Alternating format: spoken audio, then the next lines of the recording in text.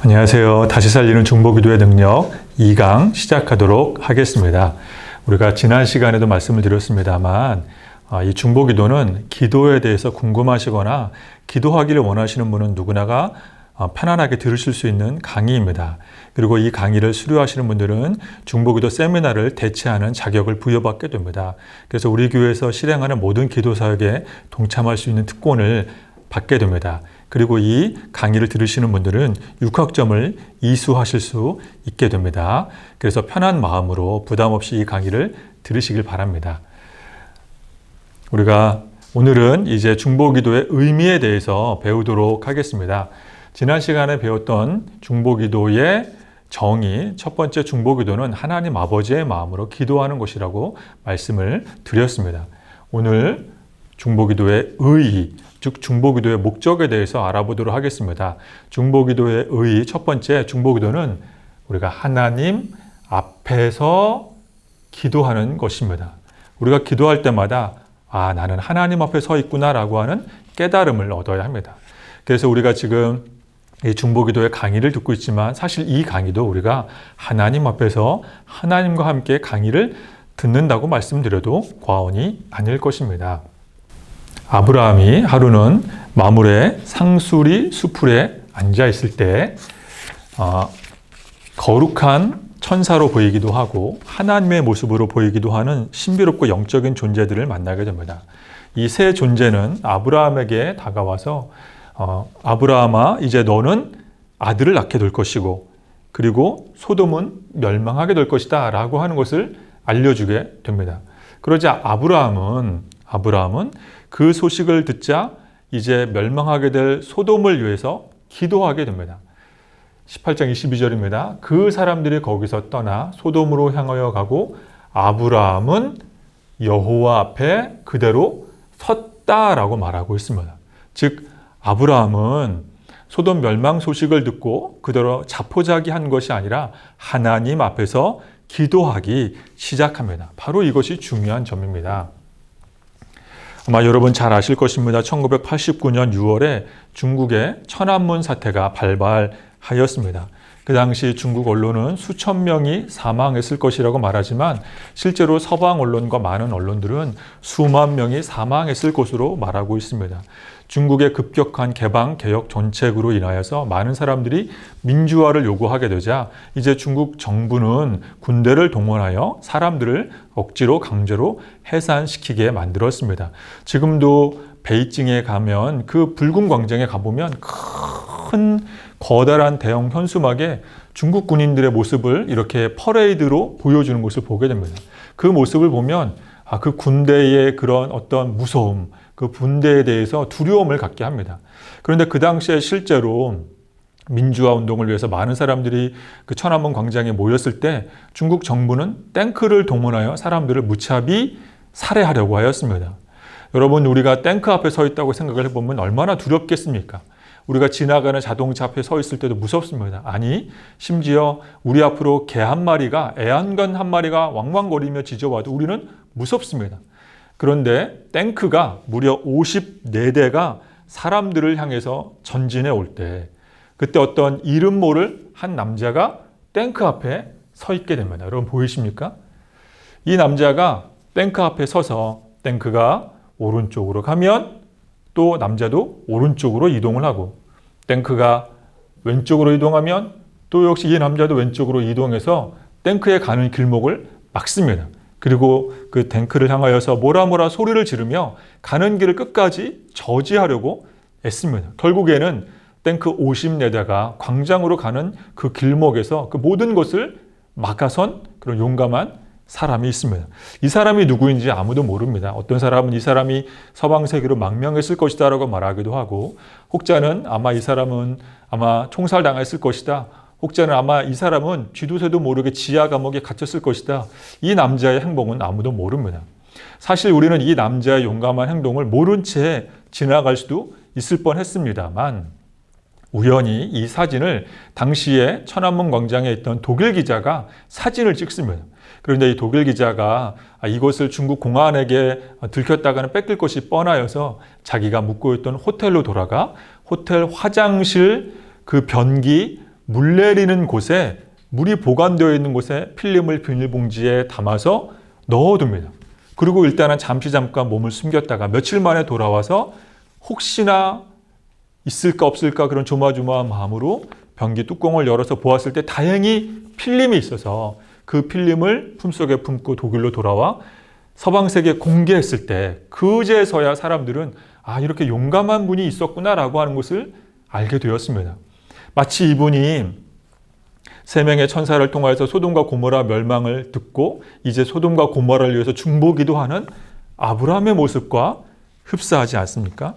탱크에 깔리면 그의 생명은 그것으로 끝이지만 그는 몇 번을 그의 생명을 걸고 사람들을 살리기 위해 사람들을 살려야겠다는 일념으로 이 탱크 앞에서 막아선 용감한 시민입니다.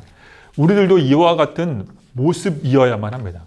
우리가 중보기도를 한다는 것, 아브라함처럼 기도한다는 것, 바로 하나님께서 때로는 인류에게 내리시는 심판을 막아서며 때로 에볼라 바이러스, 코로나 바이러스와도 같은 그런 흉한 질병 앞에서 나라와 민족과 교회를 위해서 기도하며 때로는 탱크보다도 더 무서운 그런 심판과 재앙 앞에서 하나님 앞에 나아가서 이 막힌 관계를 뚫고 이 막힌 관계를 다시 한번 세우며 그 중간에 서서 나라와 교회와 가족을 축복해달라고 기도하는 것이 바로 중보기도의 의미입니다. 중보기도의 의미 첫 번째, 바로 우리는 하나님 앞에 서서 기도하는 것입니다. 그래서 헬무트 틸리케라고 하는 독일의 유명한 신학자는 이런 말을 남겼습니다. 그리스 신화에 나오는 거인 아틀라스가 지구를 양팔로 버티고 서 있는 것처럼 이 세상은 사랑이 식지 않은 사람들의 기도를 통해서 지탱한다라는 아주 유명한 말을 남겼습니다. 우리가 기도할 수 있는 이유, 하나님 앞에서 중보기도하는 이유, 사랑하기 때문입니다. 또 칼바르트라고 하는 독일의 스위스의 유명한 신학자도 이런 말을 남겼습니다. 기도하려고 두 손을 모으는 것은 이 세상의 혼란에 대항하여 일어서는 행동의 시작이다. 이 칼바르트는 독일이 히틀러에 의해서 전쟁의 소용돌이에 휩싸였을 때 유일하게 히틀러에 대해 반기를 들었다가 독일 정부로부터 쫓겨난 그런 유명한 신학자입니다. 그는 이렇게 말합니다.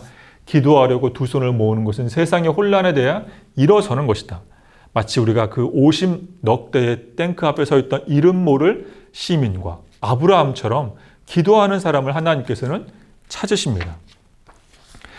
두 번째, 중보기도의 의미는 첫 번째, 하나님 앞에 서 있는 것, 두 번째, 하나님께 가까이 가는 것입니다. 참고로 지금 중보기도에 대해서 말씀드리는 것은 우리 지구촌교회 이동원 목사님의 중보기도 강의론을 참고해서 말씀드리고 있습니다. 창세기 18장 23절 말씀입니다. 아브라함이 가까이 나아가 이르되 주께서 죄인을 악인과 함께 멸하러 하시나이까. 이제 아브라함은 본격적으로 기도하려고 합니다. 하나님 앞에서 기도합니다. 그리고 하나님께 가까이 나아가 기도하고 있습니다. 우리가 중보기도 하는 사람 하나님께서 가까이 이끌어 주십니다. 중보기도 하는 것이 어디에서 하든 그것은 우리가 하나님 앞에서 하나님께 가까이 나아가 기도하는 행동입니다. 아마 여러분 이 그림을 종종 신문이나 인터넷에서 보신 분이 계실 줄로 압니다.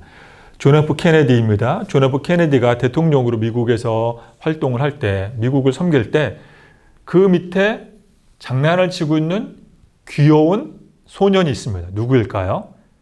네, 바로 존 F 케네디의 아들 존 F 케네디 주니어 2세입니다.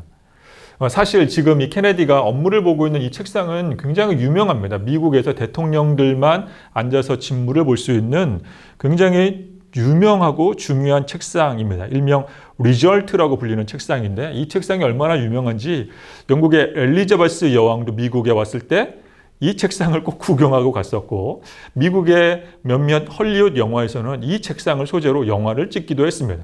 그런데 말입니다. 이 장면과 데자뷰를 일으킨 대통령이 한 명 있습니다. 얼마 전에 미국 대통령을 보냈던 바로 버락 오바마 대통령입니다. 이 사람의 별명은 미국에서 말하기를 흑인 존 F 케네디다라고 말합니다. 그도 그럴 것이 우리 존 F 케네디 대통령이 업무를 볼 때 그 아래에서 그 아들이 장난꾸러기 아들이 있어서 참 귀여운 장면이 사진에 찍혔던 것처럼 이제 비슷하게 똑같이 그의 어린 딸이 그 아래서 아빠가 대통령을 업무를 볼 때 그 딸이 있는 장면이 똑같이 찍히게 된 것입니다. 자, 그런데 여러분, 누가 감히 미국 대통령 사무실에 이렇게 자유롭게 출입할 수 있을까요? 저 같은 사람은 백악관은커녕 청와대에도 마음대로 들어갈 수 없습니다. 그렇다면 누가 미국 대통령의 사무실을 마음대로 출입할 수 있을까요? 네, 그렇습니다. 바로 그의 가족, 그의 자녀입니다. 바로 여기에 우리의 기도의 비밀이 있습니다. 우리가 기도할 수 있는 것은 바로 하나님의 가족, 하나님의 자녀만이 이렇게 기도할 수 있습니다. 중보기도의 특권은 아무나에게 주어진 것이 아닙니다. 하나님의 자녀, 하나님의 백성만이 이 거룩한 기도의 사명을 감당할 수 있습니다. 그래서 아브라함은 하나님께 가까이 나아가 기도하게 됩니다. 어거스틴이 성 아우구스티스가 이런 말을 남겼습니다. 기도란 하나님 앞에서 다른 사람들의 행복을 위해 중재하는 것이다. 왜 다른 사람의 행복을 위해서 중재할 수 있을까요? 바로 하나님을 믿는 것, 하나님을 섬기는 것이 행복하다는 것을 먼저 알기 때문입니다. 하나님의 자녀가 됐다는 그 기쁨과 감사와 행복이 있기 때문에 우리는 다른 사람을 위해서 중보할 수 있습니다. 세 번째, 중보기도의 의미, 응답을 체험하게 됩니다. 첫 번째, 우리는 하나님 앞에서 기도하는 것입니다. 두 번째, 하나님께 가까이 가는 것입니다. 세 번째, 응답을 체험할 수 있습니다. 다시 우리 아브라함의 기도로 넘어가 보도록 하겠습니다. 아브라함이 이제 계속해서 기도합니다. 또 이르되 주는 노하지 마옵소서. 내가 2번만 더 아뢰리이다. 거기서 신명을 찾으시면 어찌하려 하시나이까? 이르시되 내가 신명으로 말미암아 멸하지 아니하리라. 우리가 잘 아는 것처럼 하나님께서는 만물의 상수리 나무 아래 쉬고 있는 장막문 앞에 있는 아브라함을 만나서 이제 아브라함이 이삭을 백세에 낳을 것과 소돔과 고모라 멸망 소식을 알려줍니다. 그래서 아브라함은 이제 소돔과 고모라의 멸망을 막기 위해서 그 유명한 6번에 걸친 중보기도를 하게 됩니다.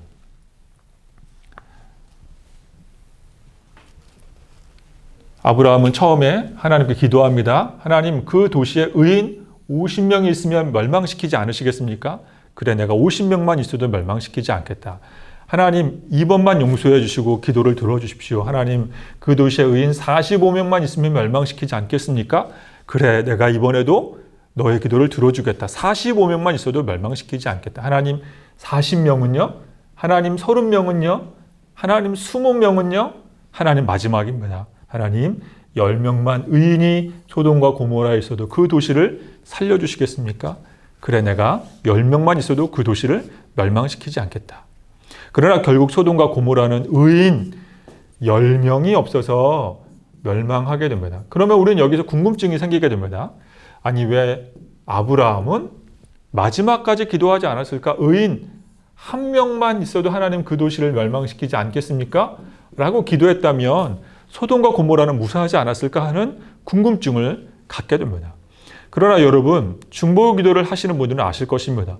이 기도한다는 것이 얼마나 어려운지. 중보기도를 한다는 것은 우리가 하나님 앞에서 정말로 씨름과도 같은 기도를 하는 것입니다. 하나님 아버지의 마음으로, 또 마치 거대한 그 탱크가 다가왔을 때 그 탱크적 심판을 막는 그런 부담감과 사명감으로 하는 기도이기에 사실 아브라함의 기도는 부족하지 않습니다. 아브라함이 총 6번에 걸쳐서 기도를 했다는 것 자체가 상당히 의미가 있고 중요합니다. 물론 아브라함이 1명까지 기도했다면 또 그 결과가 어떻게 됐을지는 모르겠지만, 그러면 왜 아브라함은 10명에서 멈추었을까요? 그러면 아브라함의 기도는 응답이 된 것일까요? 아닐까요? 여러분, 우리가 여기서 궁금증을 갖게 됩니다. 아브라함은 왜 10명까지만 기도를 했을까? 여기서 우리가 곰곰이 생각해 볼 대목이 있습니다. 소돔과 고모라에는 아브라함의 조카 롯이 있습니다. 자, 그리고 롯의 부인이 있습니다. 여러분 잘 아시는 것처럼. 또 롯에게는 딸이 1명, 또 딸이 2명이 있습니다. 또 이 딸들에게는 사위가 있습니다.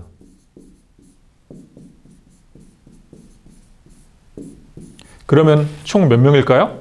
1명, 2명, 3명, 4명, 5명, 6명, 총 6명이 됩니다. 그렇다면 아브라함은 이런 생각을 하실 수 있겠습니다.